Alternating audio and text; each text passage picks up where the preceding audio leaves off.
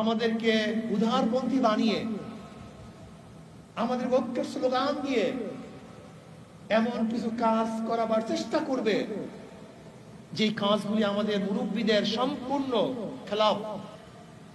আমাদের চিহ্নিত শত্রুরা যারা আমাদেরকে সহ্যই করতে পারে না, কওমিয়াতকে সহ্য করতে পারে না, হক্কানি পীর বুজুর্গদেরকে যারা সহ্য করতে পারে না, সহ্য করতে পারে নাই, এরা বিভিন্ন রূপে আমাদের মধ্যে কিছু লোক সৃষ্টি করে, আমাদের মধ্যে কিছু লোক সৃষ্টি করে তারা আমাদেরকে ব্যবহার করার চেষ্টা করবে। খবরদার, বিবেকবান হয়েও আবেগী হও না।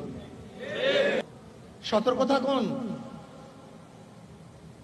নেতৃত্ব নির্বাচন করার ব্যাপারে খুবই সতর্ক থাকুন,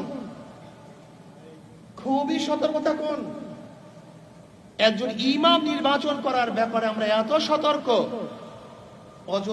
অথচ জাতীয় ইমাম, জাতীয় নেতা নির্বাচন করার ব্যাপারে আমরা এত অবহেলিত কেন, এত অসতর্ক কেন? কারণটা কি?